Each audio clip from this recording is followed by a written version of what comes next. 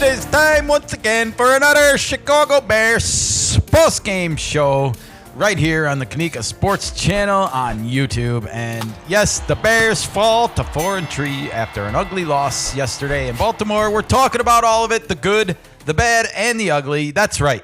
There is no better and there is definitely no best this week.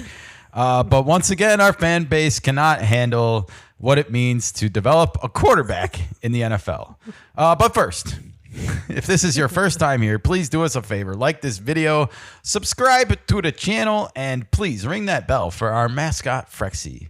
Look at that. Number one Bears doggo fan, Frexy, with those orange goggles. That's right.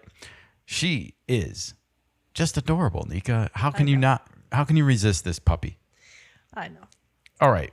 If you've rang the bell, it's time to move on. Nika, after all of the Lamar Jackson drama, the Ravens tricked us. They played their backup quarterback, and they beat us 30-16. It was kind of an ugly Sunday, if I'm being honest here, for the Bears. And this was a winnable game for the Bears, actually. And so they did it to instead, themselves. it turned into a 2-touchdown loss. Yes, this is what you call playing down to your competition, in my opinion, and also dealing with developing a young quarterback in the NFL with a new coach. We want to remind people of all of these variables and obstacles because no two people are the same.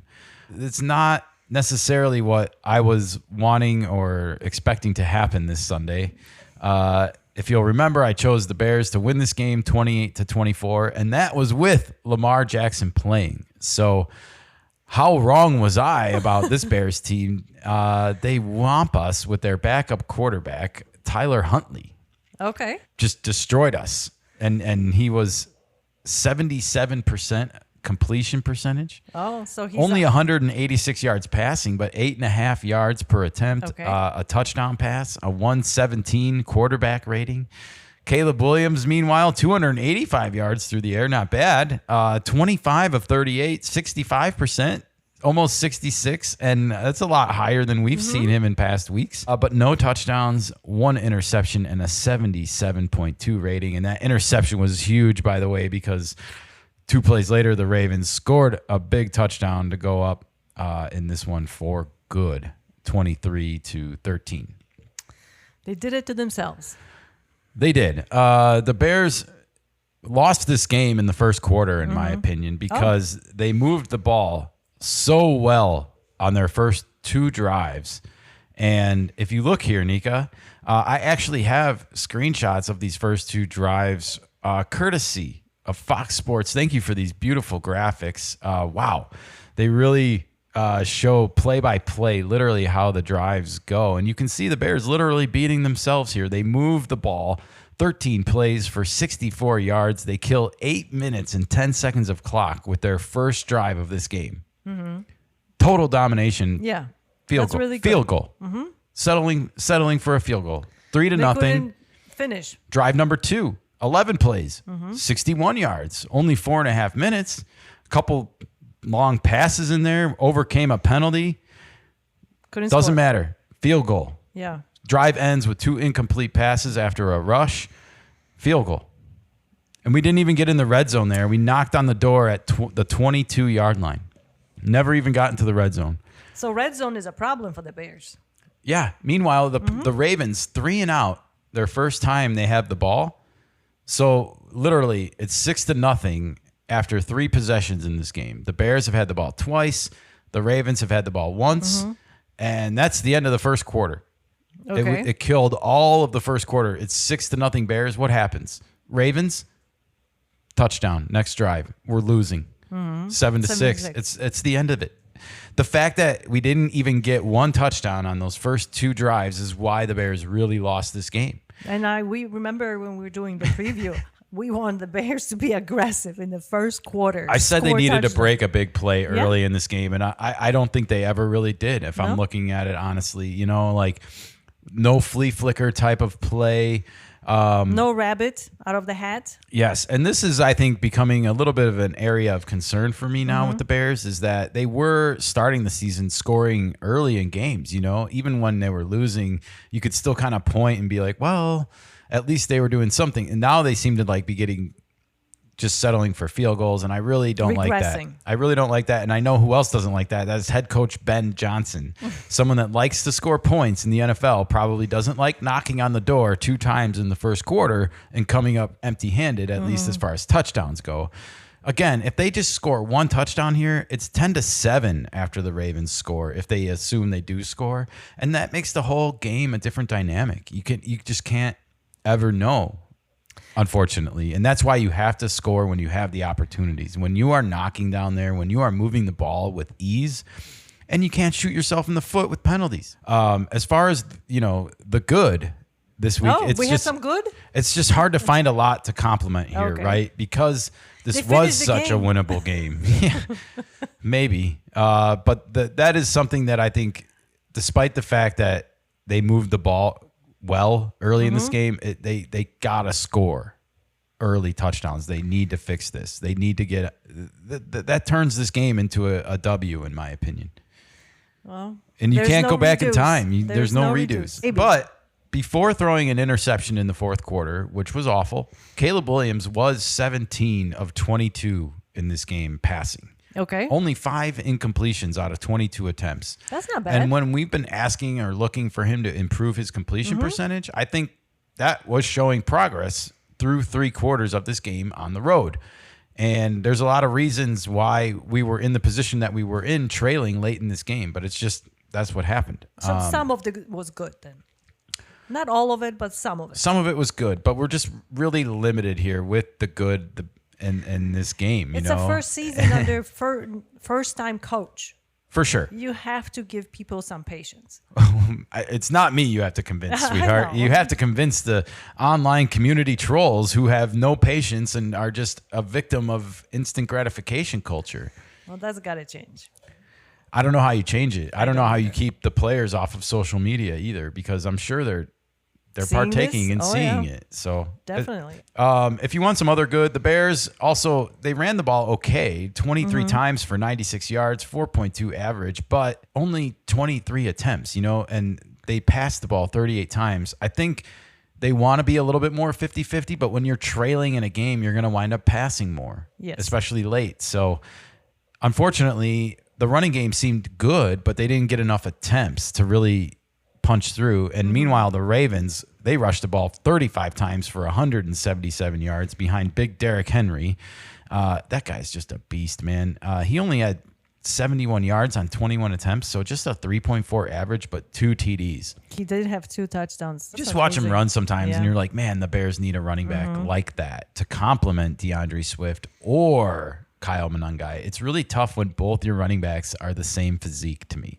Like, you need somebody you bigger. Want one and the other. You don't need 2 of the same. And I think that's unfortunate for the Bears, because I like DeAndre Swift and Kyle Monangai, but you need that change of pace back, and the workhorse, and I don't know if either one of them are. They're more the change of pace kind of guys. So anyways, Caleb just really needs to make 1 or 2 plays on those first 2 drives of the game, and this is a totally different game. So I wanted to just kind of try to keep that perspective as we move on here into the bad, because there's some bad that we got to get to with this Bears team, and it's mostly going to be all Caleb related here. But oh boy, when you just look at the game stats side by side here, possession, the time of possession is about even.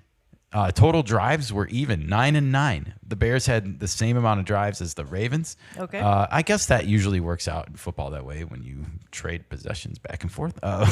So evenly split. But the plays, the Bears ran 62, the Ravens ran 59. That's not big of a difference. 372 yards for the Bears, 355 for the Ravens. So we actually got more yards than them. Now, they were missing their 2-time MVP quarterback. I want to point that out. But yards per play, 6.0. Both teams, same.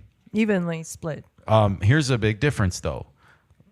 Red zone attempts. The Bears got the ball into the red zone just 3 times. The Ravens got there 6 times. And The Bears converted 1 touchdown in the red zone out of 3 attempts. The Ravens convert 3 out of 6, so 33% to 50%. It doesn't look and sound like much, but it's a big difference in this game.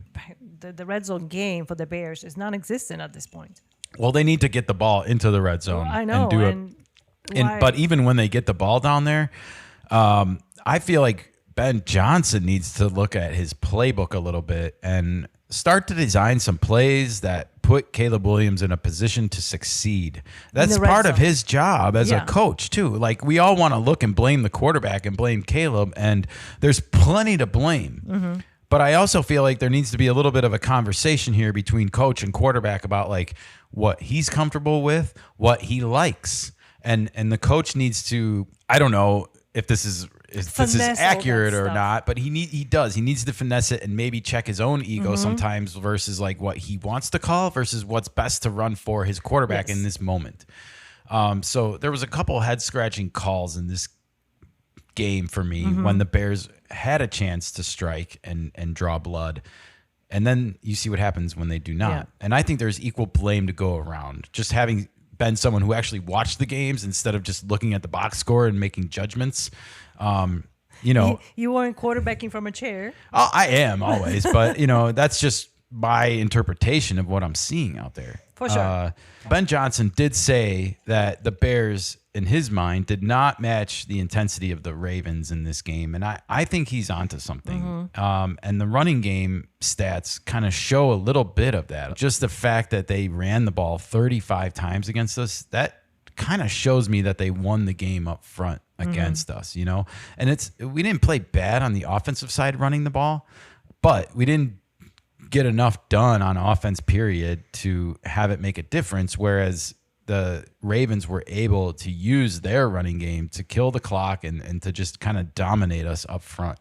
So the Ravens play more aggressive football. According to Coach Johnson. So I would not want to be a player on the Bears this week going into practice because I feel like he's going to be a bit of a red ass this week. He's going to chew people's asses. Oh, yeah, and going to be challenged. I like that he's challenging the team here, though. And he's not just hanging it on Caleb Williams, if you notice. It's a team effort. Saying we didn't match the intensity of our opponents. We did lose the battle up front in this game. Like I saw it with my own eyes. Well, Ravens were in the brink of what, 5th loss? Yes, so they were playing for their season here, Exactly. and they were playing without their all-star MVP quarterback. So they were going to put everything on the line. Yes, they were trying to save their season, and for all intents and purposes, they did this time. Whether they can keep that going or not, we'll wait and see. Absolutely. Now, another thing that did not go great in this game was the fact that the defense generated no turnovers, which has kind of been a signature of our defensive play. And if you remember back to our pregame show on Sunday, I did You praised them. Ask for the Bears defense, though, to make a big turnover in the first half of this game. You did, but you also praised the defense on the overall. They've been playing great, but like another thing that happened that we were kind of blindsided by after we recorded the pregame show Friday was that Kyler Gordon and I'm struggling to see who else. I know Tyreek Stevenson was out.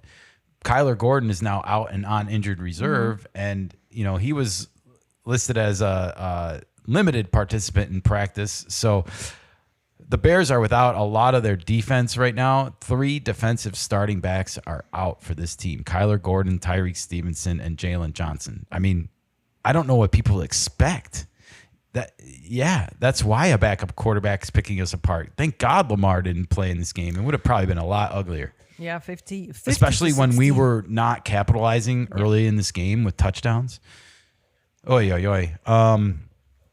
However, I do want to get back to Caleb and say that despite the fact that we played badly as a team, didn't match their intensity, we still could have won this game if he had a stronger performance. And I don't want to overlook that because I don't want to put it all on his shoulders, but I do want to say that games like this can be won with just a quarterback. He can be that much of a difference maker out there for a team. And these are some of the ways, you're not going to win every game, right? But you might win some of these games that you are looking like you are getting dominated on the line and other things when a quarterback can overcome it.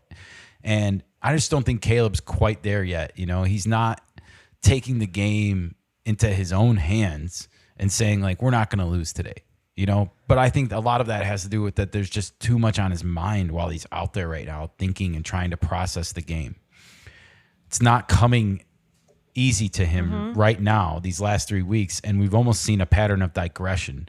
So I really hope Ben Johnson does intervene a little bit this week and be like, okay, let's retrack a little bit. What's happening out there? Talk to me. Like I'm your teacher, so tell me what the problem is so I can start to help you fix it. But Caleb is still a very young player. I know. He And hasn't matured in his position yet as a quarterback of a team. This is all learning curve for him. I'm with you.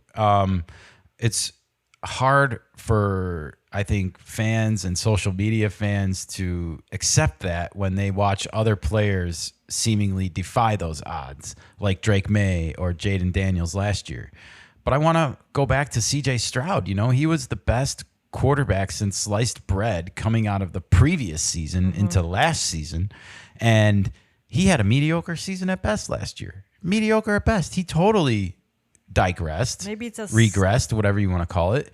Caleb Williams is not necessarily in a place like that yet. He hasn't reached his peak. He hasn't reached his ceiling. We've only seen glimpses of it. And I think it's just frustrating for fans to have to wait it out and to have to watch 4 quarters of this, especially since the Bears haven't won a playoff game in 14 years. Let's be honest. That's playing into it. Well, they want to see the results of the whole unique marriage just happen overnight. And Ben Johnson warned about this. He warned about this when he was hired. He said that they need as many reps as possible before the season starts. And it's still going to be a tough thing. I don't think we're really going to know the whole existence of the Caleb Williams-Ben Johnson relationship until the end of next season, until the end of the 2026 season. So Ben Johnson needs to, this week, design some plays for Caleb Williams that put him in a position to succeed with the entire team. All right, there's some ugly.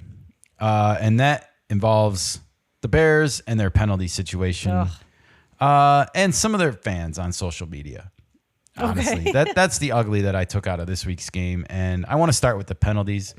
The Bears have their second worst penalized game of the season with 11 penalties yesterday. This is an ongoing problem through 7 games now. 12, 8, 6, 8, 9, 10, 11. These are the amounts of penalties that they've had in each game this season. It's awful, Nika. I'm hard pressed to remember a team that has been penalized this much in Bears history. I'm sure they've existed. Haven't watched every single Bears game over the last 15 years, like I just mentioned. Sure. But wow, this is bad, right? That's a lot of penalties. And I've warned about the dangers of this, and I'm going to continue to warn about the dangers of this because you're just giving the refs more psychological fuel that you're committing penalties out there. It's their judgment. And if they think you are doing bad things, they're going to throw a flag, whether you do true it or not. Absolutely. But yeah, that needs to change. This is awful. And I just really, really, really am pleading with the Bears right now. Like 1 game, 5 penalties or less. Please, can we get it done? Can we just break through and have this accomplishment and have something to build off of? Because 9 penalties, 10 penalties, and 11 penalties in consecutive weeks seems like you're getting worse, not getting better. And the penalties got to stop. That's causing games, yardage. It's absolutely awful. And I hope things start to move in a different direction with the penalties in this team, because nothing will kill the momentum of a game on offense or defense more than penalties will. Yeah. I've watched this game for a long time. You know, the Bears gave the Ravens 3 first downs yesterday just from penalties. The Bears got 1 first down from Ravens penalties yesterday. It's a psychological killer to your defense. Like, we're getting off the field. Yeah. Oh, we're not. Yeah. Oh, and then it happens over and over and a third time. And so you're left psychologically defeated after the game. That needs to get cleaned up soon. It absolutely does. The Bears are the 4th most penalized team this year. The Broncos and Patriots are somehow penalized more than us, and yet they have 6-2 records. I don't understand this. I don't watch all their games, so I don't necessarily understand it. But yeah, two teams also with quarterbacks in their second year, Bo Nix and Drake May, same draft class as Caleb Williams. So they're in the sophomore year of quarterback. And that's another reason why I think the fans are getting ugly with Caleb Williams, which is a nice transition back into this, because the ugly side of social media for me reared its head again yesterday with instant gratification culture being the biggest offensive. And it's not like trolls. Mm-hmm. It's Colin Cowherd, you know?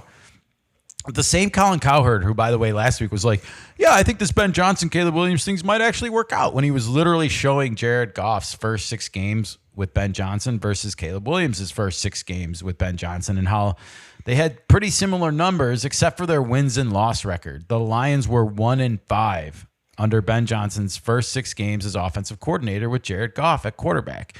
The Bears were 4-2 under the first 6 games with Ben Johnson. And yet we're at a completely different point in comparisons here. This is cherry picking data. That's exactly what it is, to make drama. To fit your artificial narrative. fake drama to fit Absolutely. your narrative. Here is Colin Cowherd yesterday, 4 hours after the game ended. Well, maybe a little bit longer than that, 6 hours, but that's when it got posted. So he had recorded this earlier. He was doing a reaction to the Bears' loss to the Ravens with John Middlecoff, and he said, quote, "I think Caleb Williams isn't a good player," end quote. Again, a week after saying, like, hey, he's doing about as good as Jared Goff was doing with the Lions when Ben Johnson first took over their team. So was that an overreaction on his part? Oh my God. I don't know what it is with him anymore. I can't make sense of anything that he says. He sells drama. That's all he wants to sell. And he's terribly inconsistent at it, because he can't pick a lane, you know, like his whole idea of sports commentary is to be like, well, I'm going to take the most absurd position as possible before my next show so that I get clicks, so that people click on my videos. And I don't know whether to blame society or blame him anymore for clicking on it, you know, He's because playing by the rules society established. Well, we're going to make this video as clickbaitable as possible, I promise, but we're not going to necessarily like pump out bad information just because it gets clicks. Like, this is ridiculous. Yes. How much of an overreaction is this? Let's go back to those Jared Goff games from 2022. You know, you can go through week by week by week, all the quarterback ratings, all the completion percentages, all of these numbers. You can go look at them. The third to the last game of the season, 59.5 completion percentage. But he had 3 touchdowns and a 110 rating. He also had an 83 rating in like the 10th game of the season. You know, like, the point I'm trying to make here is Jared Goff's numbers in the first season are all over the place. His quarterback rating was like 80, 121, 62, 113, 83, 120, you know, like all over the place. He also had 3 touchdown games, no touchdown games. He averaged 8.8 yards an attempt, 6.6 yards per attempt. It's almost like who you play matters. Of course. And who's on the other side of the ball. Absolutely. I mean, like, this is just getting pathetic to me. You know, if we're going to literally play the week-to-week carousel game with Caleb Williams, I don't think he's ever going to make it. I just don't know anybody that could endure that much psychological punishment. I just hope he doesn't get on social media and reads all that nonsense. I mean, you just look at their numbers side by side, and it's just laughable to me. Even yesterday, he averaged 7.5 yards per attempt. I mean, I'm old enough to remember when anything over 7 was considered gold in the NFL. And even on one of his not so great games, you know, he still was exceeding the yards per attempt average that was considered great like 10, 15 years ago. So I really just don't want to hear this bullshit. It is pure bullshit propaganda by Colin Cowherd. It's manufactured drama. It is. And just to back up what I'm saying here, you know, we really need to start looking at the quarterback position like we used to again. You know, we didn't put this instant gratification pressure on rookie quarterbacks. Most of them don't even play back in there. For Aaron Rodgers sat for 2 years behind Brett Favre. He didn't even Yeah. get a chance until Favre was injured in, I believe, a Monday night game. I can go back in time and look at this. But people are going to come back and tell you what the game has changed. The game is different now. It has faster pace, so the quarterback has to adjust. That's fine, but like Sam Darnold has something to say about it, doesn't he? I mean, this guy was written off. He was a former first-round draft pick. I don't remember if he was first overall or not off the top of my head, but I mean, he was considered food for dead, and then all of a sudden he goes to the Vikings last year. JJ McCarthy is going to be the guy, but he got hurt, and so Sam Darnold's going to be the quarterback. And by the way, he's good. Turns out that at the age of 27 and growing into his man body, I'm sorry, a 24-year-old isn't a man yet, and growing into his man body, and he's good. His brain's working a little bit better. He's good. Yeah. Well, we might be able to get 7-8 years out of this guy. Holy shit. The same thing happens with the baseball players. You see them at 22, 23. They are still kids. And they come up and have instant success, but then the league adjusts to you, and you have to make second adjustments, third adjustments, fourth adjustments. And then you're 27, 28. That's when you're in your prime. I watched Michael Jordan do this. He literally had to adjust getting double teamed, like when teams couldn't stop him. What did they do? They sicked an extra guy on him and said, all right, well, we're not going to let you beat us anymore. So let's see how Bill Cartwright does when you dish the ball to him and he has to shoot a 12-footer. Great reference if you know it. But no, Sam Darnold, I mean, now he's on the Seahawks. JJ McCarthy's getting his opportunity. Oh, wait, he's not. Maybe they shouldn't have gotten rid of him because JJ McCarthy's not ready. How good would the Vikings be this year, by the way, if they had just kept Sam Darnold and let JJ McCarthy develop underneath him? It's a very good question. The Bears didn't have this luxury, by the way. No. They had Justin Fields, and they're not going to keep Fields and Caleb Williams because Fields never got it done. No, he just won his first game. But Sam Darnold was brought in to be a backup and turned out to be good. That's how he got found. You know who else got good after they weren't so good, Nika? Reigning NFL MVP Josh Allen. I found this tweet this morning from Mark Potash, and it said, a young Bears quarterback is struggling. Cue the Josh Allen comparisons. And it says right here, completions and attempts. Caleb Williams, 138 out of 223 for 1,636 yards.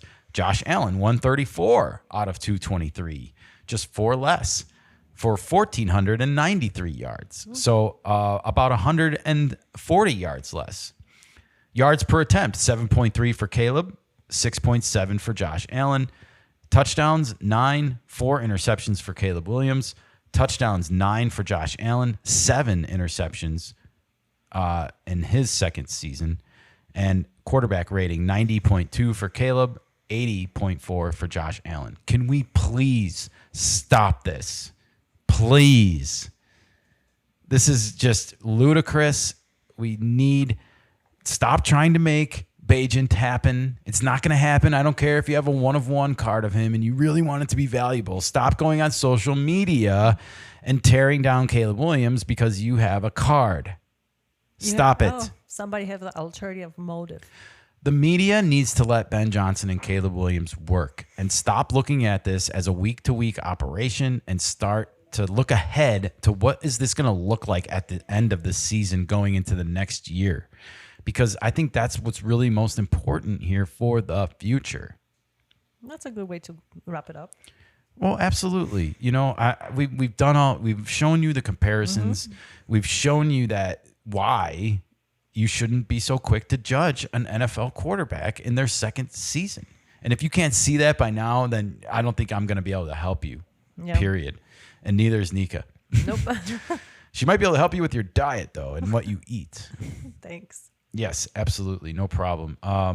Anyways, well, this comparison to Jared Goff by other people, it really bothers me so much as it is, but it's because they're not looking at the totality of it. Cherry picking data. Yes. Even whoever started it last week with the comparing the first 6 games to his, stop it. Jared Goff was 7-year veteran when Ben Johnson took over. That's true. You know, he had a lot more NFL locker rooms and laboratories and quarterback rooms and film study rooms than Caleb Williams had at this point in his career. And the fact that Caleb Williams is kind of keeping up, isn't that a feather in his cap? Absolutely is. But if you look at other people, the world is ending today, and the Bears must put in Tyson Bagent. Hey, there's a bridge right here. Oh, is there? Yeah. It's the London Bridge. Well, maybe we should go jump off of it like the rest of Chicago. Well, no. Good Lord. All right. Well, next up for the Bears, Nika, are the Cincinnati Bengals, and another road game here for the Bears. Man, these schedule makers, rough times. You know, what's funny about this game, just on the surface heading into it, is you have a very similar situation to the Ravens game. You have a Bengals team that's 3-5, underachieving this year. You are playing on the road. You are playing an AFC North opponent. I think they're in the same division as the Ravens. We have to play the same divisional opponent in the Cincinnati Bengals. And they are also missing their first-string quarterback. He's out with an injury. In fact, they got the old man. They dug him up from the Browns, and he's replacing Joe Burrow, who's out with an injury. But they traded for Joe Flacco from the Browns, and that pissed off the Steelers earlier this season because they were like, "Why are you helping out our interdivision opponent?" And the Browns said, "Stay out of our business, Steelers." But anyways, that is the next game for the Bears at Cincinnati on Sunday, which means, Nika, we will be back on Halloween this Friday with a Bears pregame show. And we will be looking at this matchup in depth. We'll be checking out the poly markets. We'll be checking out some statistics. And we might be even hearing from the head coach about what the Bears need to do to right the ship and get back in the win column after losing their first time in 5 weeks.